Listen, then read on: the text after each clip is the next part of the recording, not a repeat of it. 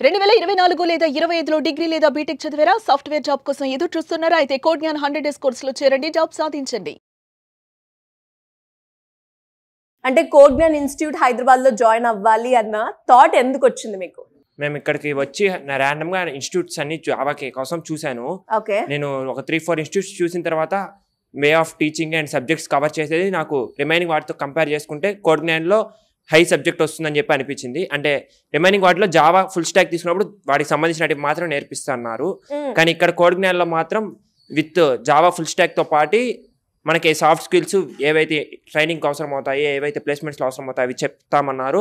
అలాగే soft skills ఇస్తామన్నారు, అలాగే యాప్టిట్యూడ్ కూడా ఇస్తామన్నారు. యాప్టిట్యూడ్ నేర్చుకోవడం వల్ల మనకి నాట్ ఓన్లీ ఫర్ సాఫ్ట్వేర్, మనకి అదర్ కూడా యూజ్ అవుతాయని చెప్పి కోడ్‌జ్ఞాన్ సెలెక్ట్ చేసుకున్నాను. కోడ్‌జ్ఞాన్ సెలెక్ట్ చేసుకున్నారు. మరి మీరు ఏవైతే చూసి వచ్చారో ఇక్కడ అవి జరుగుతున్నాయంటారా? యా మ్యామ్, జరుగుతున్నాయి. Yeah ma'am. ఎలా ఉంది ఈ కోడ్‌జ్ఞాన్ తోటి మీ ట్రావెల్ అయిన ప్రాసెస్ లో మీరు ఏమేమి నేర్చుకున్నారు?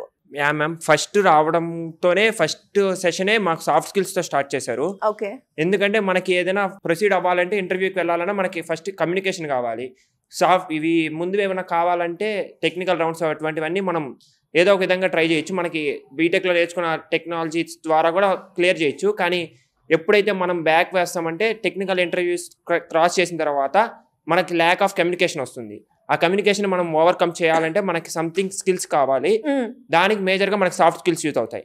ఇక్కడికి రావగానే మనకి ముందు సాఫ్ట్ స్కిల్స్తో స్టార్ట్ చేయడం వల్ల ఫస్ట్ డ్రాబ్యాక్ అనేది మనం ఓవర్కమ్ చేస్తాం. మనకి ఎన్ని క్లియర్ చేస్తే సాఫ్ట్ స్కిల్స్ లేకుండా మనం ఫ్రంట్కి వెళ్ళలేం. కాబట్టి ఫస్ట్ దాంతో స్టార్ట్ చేయడం వల్ల చాలా యూజ్ ఉంది. అట్ ఏ టైం ఎప్పుడైతే సాఫ్ట్ స్కిల్స్ స్టార్ట్ అయిందో అదే రోజు మాకు జావా కూడా స్టార్ట్ అయింది. మనకి టెక్నికల్ కూడా ఒకేసారి స్టార్ట్ అవడం వల్ల టెక్నికల్గాను ఇటు స్ట్రాంగ్ అవుతున్నాము, అటు సాఫ్ట్ స్కిల్స్తోనూ స్ట్రాంగ్ అవుతున్నాము. ఎప్పుడు ఆ రెండు అయిపోయిన వెంటనే, సాఫ్ట్ స్కిల్స్ అయిపోయిన వెంటనే యాప్టిట్యూడ్ స్టార్ట్ అయింది, అలాగే ఎస్క్యూఎల్ స్టార్ట్ అయింది. ఎస్క్యూఎల్ మనకి జావాలో వచ్చిందంటే జావాతో పాటు ఎస్క్యూఎల్ ఖచ్చితంగా అవసరం అవుతుంది అప్లికేషన్ డెవలప్ చేయాలంటే. ఆ ఎస్క్యూఎల్ కూడా స్టార్ట్ అయ్యింది. అలాగే యాప్టిట్యూడ్ కూడా జరుగుతుంది ప్రజెంట్. రెండు ప్యారలల్గా వెళ్ళడం వల్ల అన్నీ మనకి కోర్స్ కంప్లీట్ అయ్యే లోపల క్లియర్ సబ్జెక్ట్ అనేది వస్తుంది. అలాగే ఫర్దర్గా ఫ్యూచర్లో కూడా ఏదైనా కావాలన్నా యూజ్ అవుతుంది. సో మరి మీరు జాయిన్ అయిన తర్వాత మీరు చెప్పారు కదా కమ్యూనికేషన్ స్కిల్స్ అండ్ దాంతో పాటు వెనుకకుండా ముందు స్టెప్ వేయడానికి ఇక్కడ చాలా స్టెప్స్ నేను నేర్చుకున్నాను అని. ఇక్కడ మీరు జాయిన్ అయిన తర్వాత మీరు నేర్చుకున్న స్కిల్స్ ఏంటి, అంటే ఎంతవరకు మీరు చేంజ్ మీలో చూడడం జరిగింది?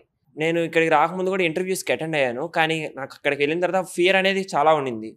ఆ ఫియర్ని నేను ఓవర్కమ్ చేయలేకపోయాను.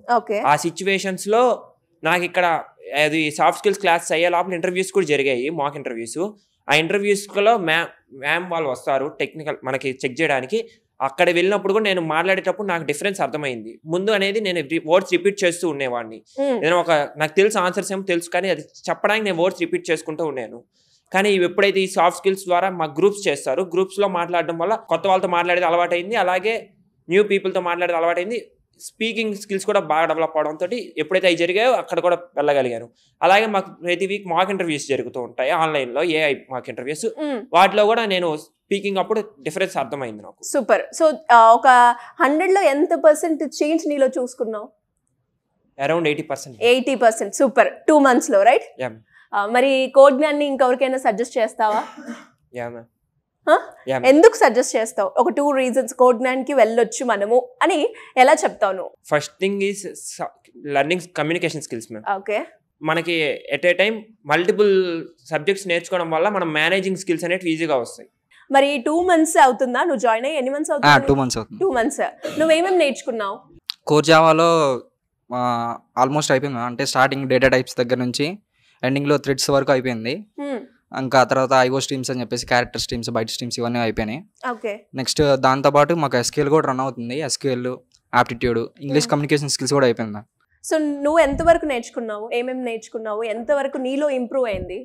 నేను మామూలుగానే బయట అంటే నా కాలేజ్లోనే నేను సగం నేర్చుకున్నాను మ్యామ్.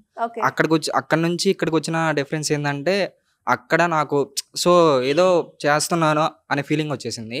కానీ ఇక్కడికి వచ్చినాక సో ఇలా చేయటం వల్లే ఓకే ఇది ఇలా వస్తుంది, దీని నుంచి ఇలా నేర్చుకోవచ్చు మనం అని చెప్పేసి నీకు ఒక ఐడియా వచ్చింది. సూపర్.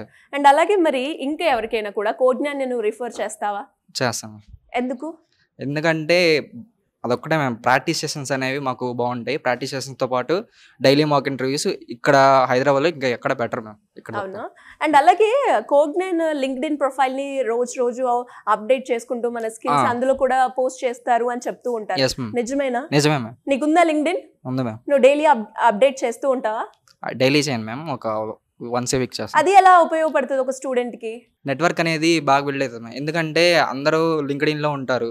మన చేసే పోస్టులు అంటే వాళ్ళకి సంబంధించినవి అయితే వాళ్ళు ఒకవేళ చూసి మనల్ని పిలవడానికి ఒక ఇంటర్వ్యూ కానీ లేకపోతే ఒక రిఫరెన్స్ ఇవ్వడానికి కానీ బాగా యూస్ఫుల్ అవుతుంది. సో అలా మనకి ప్రొఫైల్ అనేది మన నెట్వర్క్ బిల్డింగ్ కి చాలా ఉపయోగపడుతుంది. చాలా ఉపయోగపడుతుంది.